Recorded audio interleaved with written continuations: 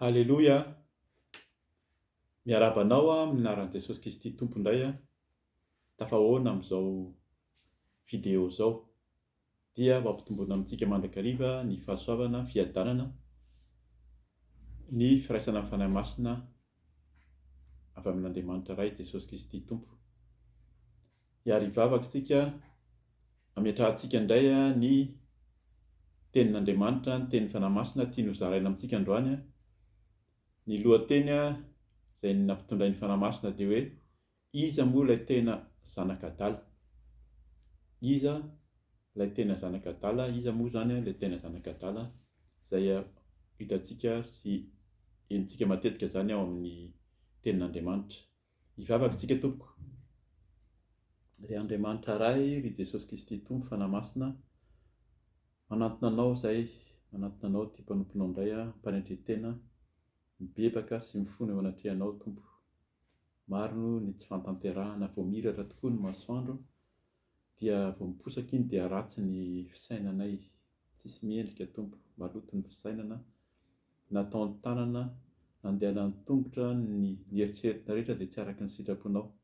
Ka izany no anantonana anao amin'ny mpanendretena, mifono aminao amin'ny fahalemena rehetra, raha misy fiteny, raha misy fihetsika amin'ny zavatra maro tsy takatry ny saina izay tsy araka ny sitraponao dia efa hifonana aminao Jesosy, mangataka ny rahanao Jesosy Kristy teo amin'ny hazo fijaliana nadio tanteraka, ary ilay rahanao izay narotsaka ao, ny rahanao izay tena fisotro izy ianao no mandoro izay tsy anao rehetra, na ny ao anatinay na ny manodidina rehetra dia dorana amin'ny rahanao Jesosy Kristy, ary ilay fanahinao masina koa dia afy mandevina, ilay afy mandoro sy afy mitoetra aminay, mampiteny, mampafantatra anay ny sitraponao, ka tsy tsisy ho ambara afa-tsy ny teninao, ka tsisy ho heninay koa afa-tsy ny feonao rehetra, dia soro izay tsy avy aminao rehetra, ka dia mitenena araka ny fombanao fa voninkaina izao Tompo, amin'ny anaran'i Jesosy Kristy.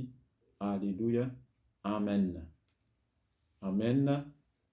Dia araka izany ny lohateny zany izay ho zarantsika dia hoe iza moa ilay tena zanaka adala? Vakiko aloha zany ny tenin'Andriamanitra izay raisintsika eo amin'ny Lioka 5:10 tonga dia raisintsika manomboka amin'ny 9:20, manomboka amin'ny 9:20 zany ka hatramin'ny farany izay no amin'ny 5:10 zany 9:20 ka hatramin'ny farany no vakintsika amin'ny anaran'i Jesosy.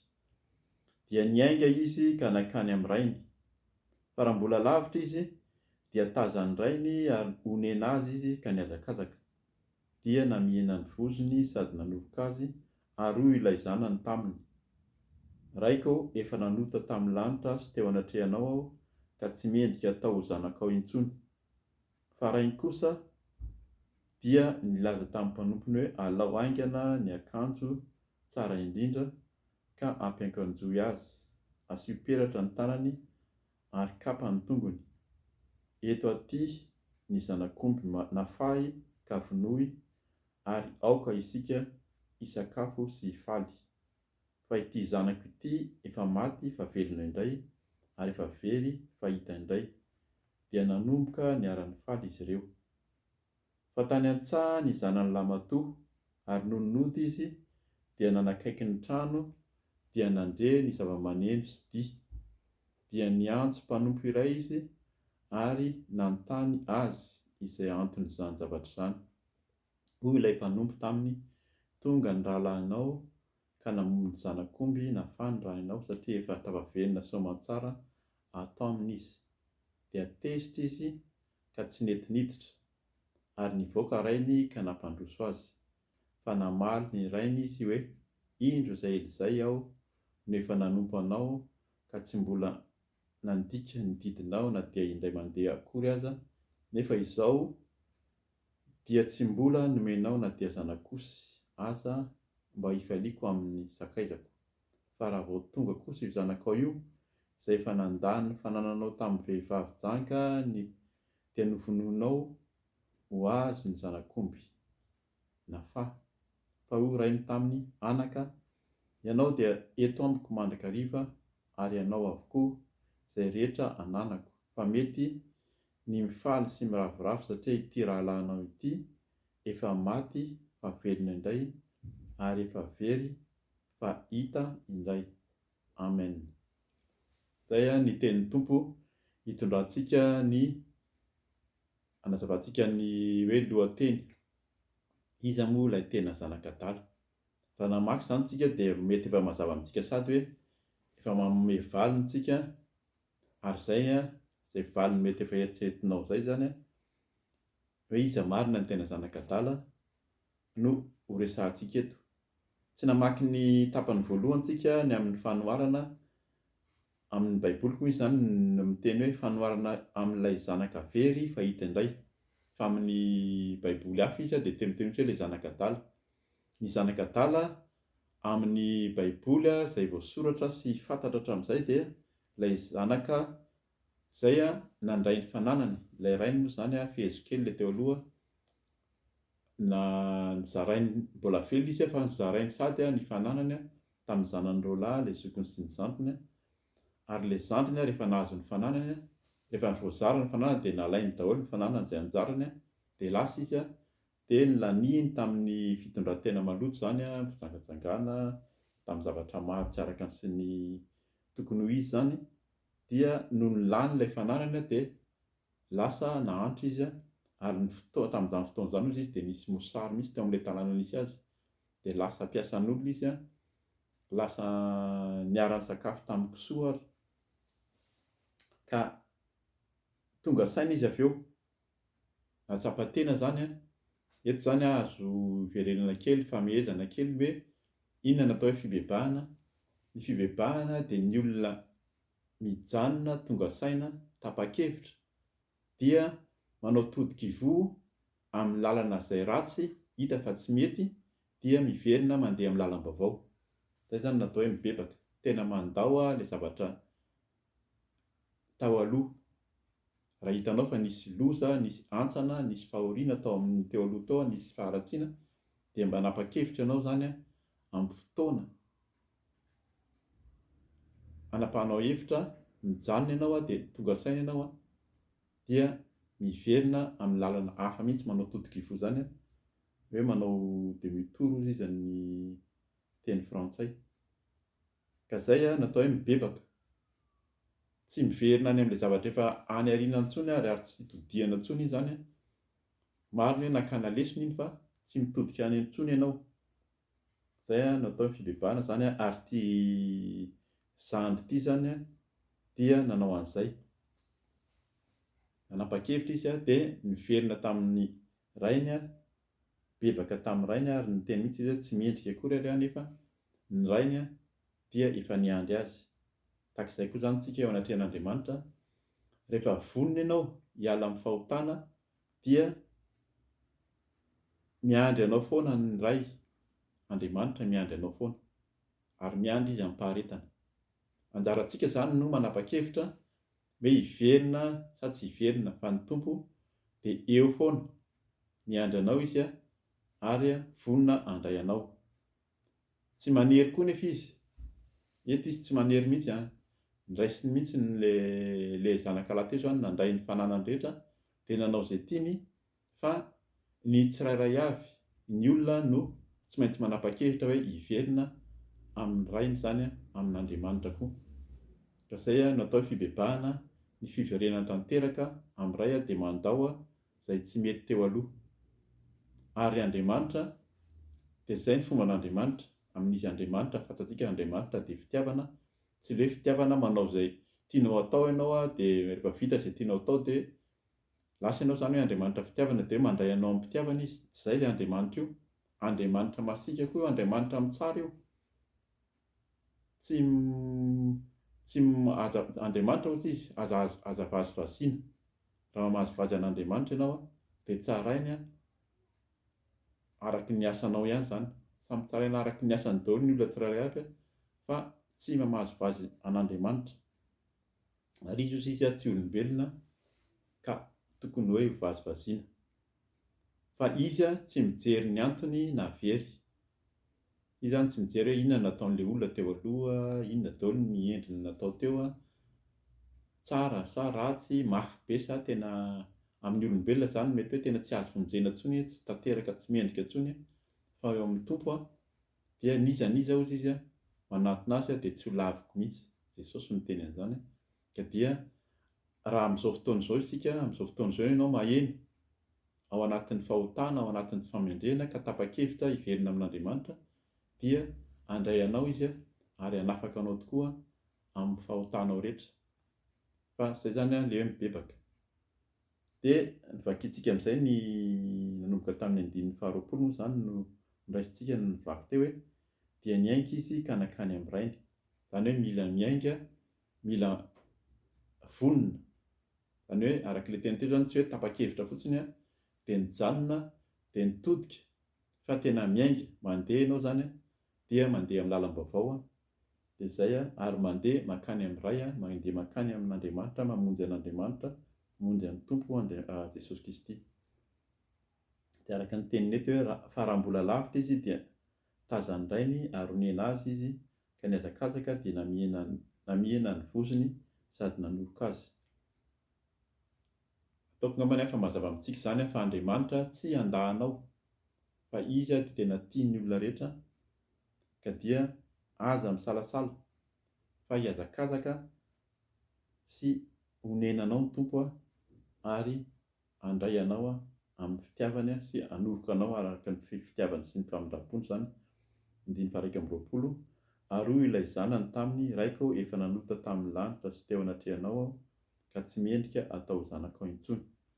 Izay ilay fibebahana zany manetry tena sady mifona. Fa ny rainy kosa 120 fa ny rainy kosa dia nilaza tamin'ny mpanompony hoe alao aingana ny akanjo tsara indrindra ka ampiakanjoy azy, asio peratra ny tanany ary kapa ny tongony. Ento aty ny zanakombona fahy ka vonoy ary aoka isika hisakafo sy hifaly. Izay zany rehefa manatona ny Tompo, manatona ny Jesosy dia dioviny amin'ny rano. Izay zany ilay mibebaka Jesosy Kristy fa niteny hoe mibebaha. Dia rehefa mibebaka isika dia aoka ozy izy ho atao batisa ianareo. Nizaniza mibebaka koa dia atao batisa ary izay ilay batisa izay ilay hoe batisa amin'ny ranobe io ilay fampiakanjona akanjo vaovao. Dia manao akanjo vaovao ianao, fitafy vaovao, tsy napakanjo raha mijery eto zany tsika dia hoe nesorina fotsiny ny akanjo malotony dia asaina amin'ny akanjo madio izy. Ataoko ngamba fa tsy amin'ny teny hoe tsy lojika zany fa tsy maintsy nidiovina izy. Raha olona maloto sy tena hoe anatin'ny falitona tany amin'izay nalehany tany tsy maintsy nidiovina izy sasana, izay vao nomena ireo akanjo vaovao, nasiana peratra dia nasiana kapa ny tongony, zany hoe fitafiana vaovao, fahadiovana vaovao no omeny Tompo anao. Fa mandalo amin'ilay fanadiovana dia ny batisa, ny fibebahana. Izay misy takian'ny Tompo izay. Jesosy rehefa nitoko teny voalohany indrindra dia nampibebaka ny olona. Batisa ny fibebahana io no notoriana ary na ny mpianatra ary any amin'ny asan'ny apôstôly any amin'ny voalohany any zany dia nampibebaka. Ny batisa ny fibebahana zany no notoriana tamin'ny olona. Rehefa mibebaka ny olona dia natao batisa. Izay vao nandray an'i Jesosy. Dia nanao fety izy zany, asio peratra ny tanany sy kapa ny tongony. Zany hoe tena olom-baovao izy ary olona mendrika eo anatrehan'Andriamanitra. Izay hoe asio kapa ny tongony zany izany hoe mety tsy mikapa akory izy zany fa tena mandeha ampanadretena ny hiditra teo fa Andriamanitra manome anao fiainam-baovao. Ilay kapa sy akanjo io efa any amin'ny Efesiana any moa zany. Ny kapa dia ny tenin'Andriamanitra, ny finoana, ny famonjena izay omen'Andriamanitra. Zany no nomeny nampitafiana an'ity zanaka very ity nefa hita indray. Fa ity zanako ity efa maty fa velona indray ary efa very fa hita indray dia nanomboka niara-ny faly izy ireo. Eto zany araka ilay tenintsika teo hoe zanaka adala. Raha ny fetsiny zany atao hoe adala ny fijery azy, fa raha tena dinihana ny tenin'Andriamanitra, raha amintsika izao zany mandinika dia izy no tena endry. Izy no tena endry satria izy tonga saina nanapa-kevitra hiverina amin'Andriamanitra hiala amin'ny fahotana. Zay no mila hitandremantsika izany. 520.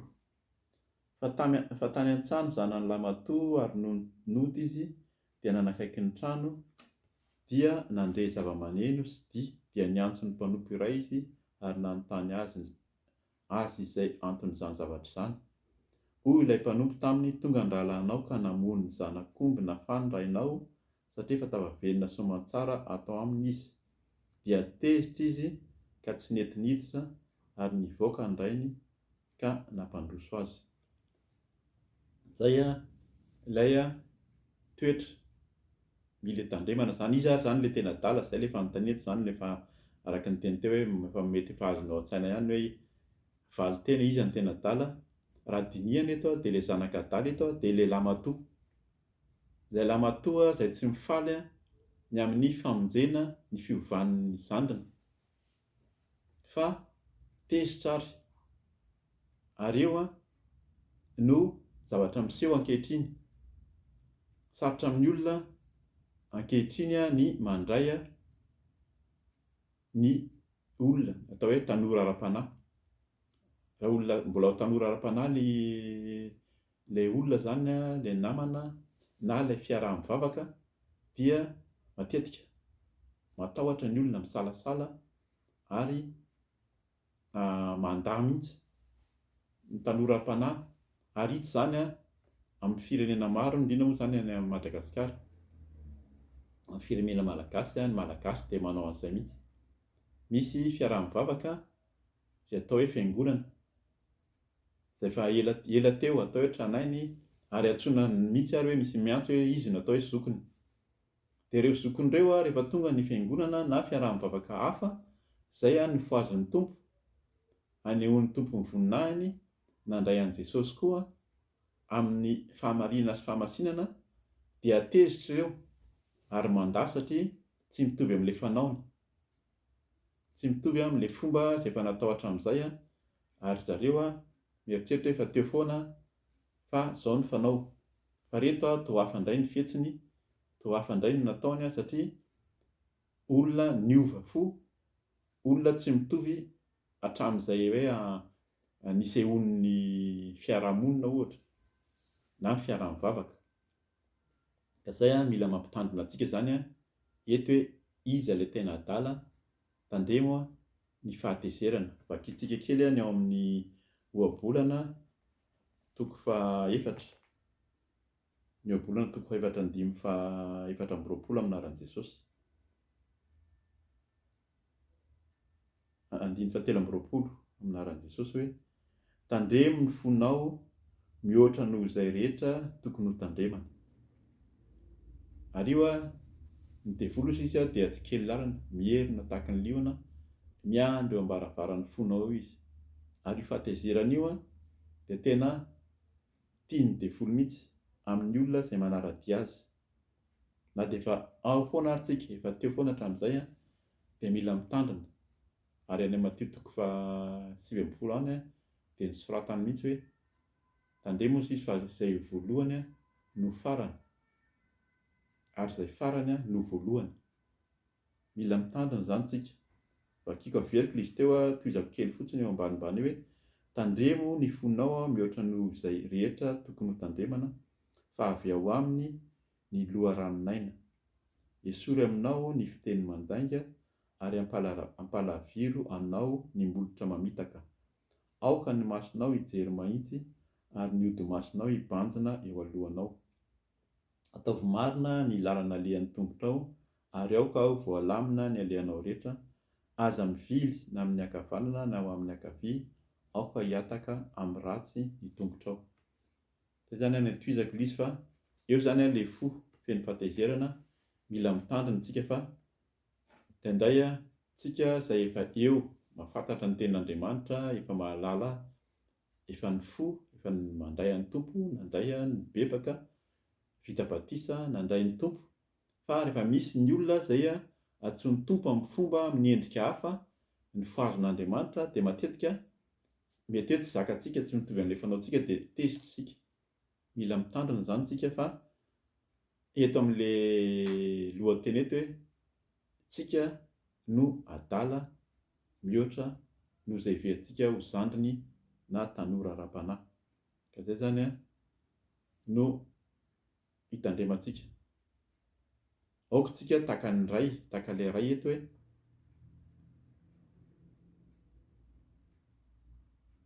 tsy mijery ny fomba na fihetsika ilay tanora. Io zany a manana fomba fihetsika izy a, manana fomba fitafy, manana fomba fiteny izay amin'ny maha tanora azy a, izay tsy mahazatra antsika, fa tokony handray a ny rehetra, mandray ny rehetra, fa ny tompo anova raha hitanao izany ny tanora ara-panahy mety mbola hoe zaza ara-panahy mety mbola tsy ampy fampahafantarana ny ten'Andriamanitra, fa mianatra ny ten'Andriamanitra ary mandray, izay koa zany hoe zaho toetra ny fanahy, rehefa fanahy manaiky an' Jesosy Kristy ho tompo sy mpamonjy dia fantatrao fa an' Jesosy izy, fa anjarantsika no mijery hoe tahaka ny ahoana no fomba ampiasany ny finoany sy ny fanarahana an'Andriamanitra zany.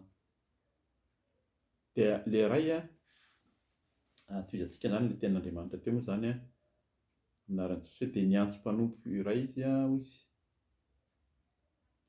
9:20, dia tezitra izy ka tsy nety niditra ary nivoaka rainy ka nampandroso azy.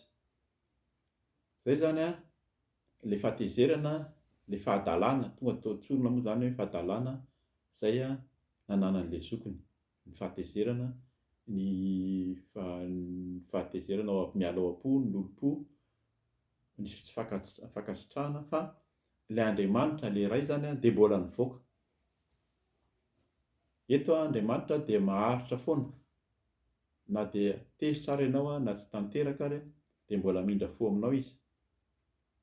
Misy zany a amin'ny fiteny frantsay le deuxième chance hozy izy, hoe mbola miantso ihany izy, fa tsy mijery a ny fahotantsika, satria fantany efa eo ihany ianao, efa tao aminy ihany a. Andriamanitra zany a tsy mijery hozy izy ny tsy fahalalantsika koa, na tsy mijery ny fahotantsika raha tena manantona azy, satria ty zoko ty zany a tsy hoe teo ny eo dia tonga dia za tsy hiverinao intsony fa lasa, fa mba niandry teo ivelany teo ihany izy, fa ampahatezerana. Ka zay zany a ho avy ny tompo, mbola hiantso anao izy a, na dia tezitra sy malahelo ary ianao, fa miverena amin'Andriamanitra. Dia inona ny teniny hoe ary nivoaka rainy ka nampandroso azy. Mampandroso antsika ny tompo raha ao anatin'ilay adala zany tsika, lehilahy matoa na hiverina fa zokiny, ao anatin'ny fanamarina tena, ao anatin'ny fiheverana fa tanteraka, dia miverena amin'Andriamanitra. Mampandroso antsika izy a hiaraka amin'ny fifaliana amin'ilay zandry izay a nofoaziny sy nodioviny teo zany a, nomeny fitafiana, peratra, akanjo vaovao ary kapa vaovao. 9:20, ary fanamaly ny rainy izy hoe indro izay ela izay aho no efa nanompo anao ka tsy mbola nandika ny didinao na dia indray mandeha akory aza, nefa izaho dia tsy mbola nomenao na dia zanak'osy aza mba hifaliako amin'ny sakaizako, fa raha vao tonga kosa io zanakao io izay efa nandany ny fanananao tamin'ny vehivavy janga, dia novononao ho azy ny zanak'omby nafaha.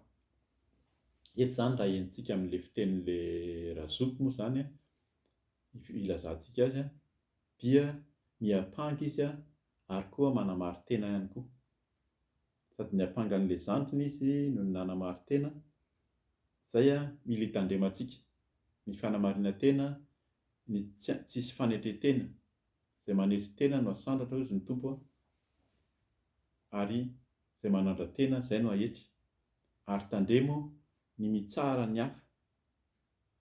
Ianao zany indrindra ny hoe mitsara izay olona, fantatrao fa kristianina manara-dian'ny tompo, mandeha amin'ny fahamarinana, amin'ny fahamasinana, efa nodiovin'ny tompo ito a, olona nodiovin'ny tompo, efa nibebaka izy a, niala tamin'ny ratsy rehetra, niala tamin'ny fanompoan-tsampy, niala tamin'ny fahadalana, no ianao indray no mitsara azy. Fa ny toriteny na mifampaherezana izay lazaina matetika eto hoe famasinana sy fahamarinana dia milaza mitarika ny olona ho amin'ny fahamasinana araka ny tenin'Andriamanitra. Ary ny fahamarinana moa zany rehefa tsy marina eo anatrehan'Andriamanitra kosa dia ambara.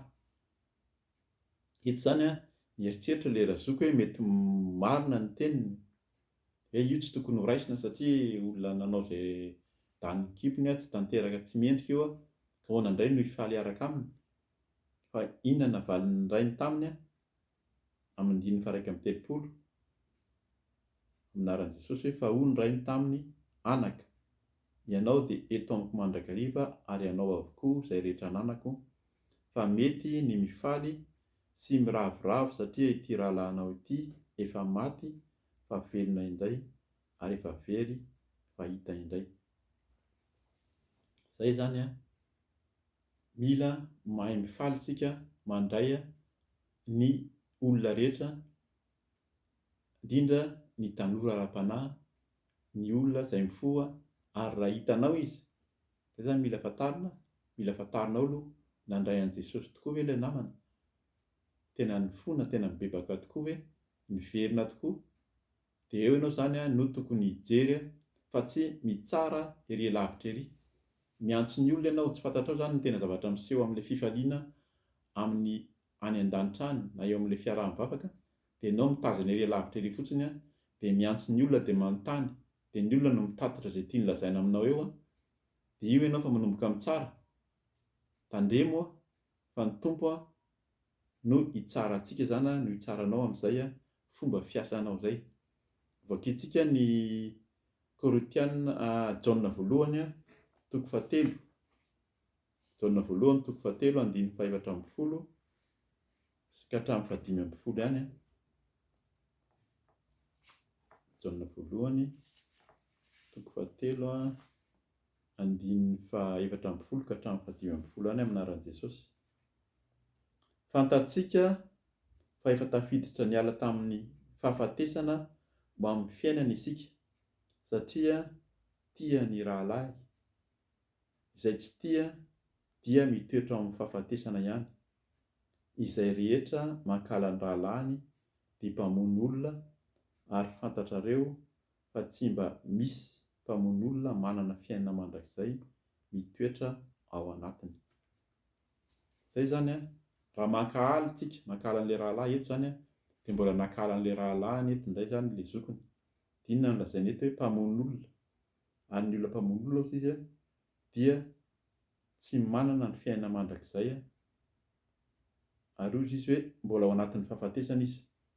Zany hoe izy zany ilay zanaka adala araka ilay tenintsika izy ilay teny adala ao anatin'ny fahafatesana, dia ilay zoky eto azafady, ilay zoky no tena adala.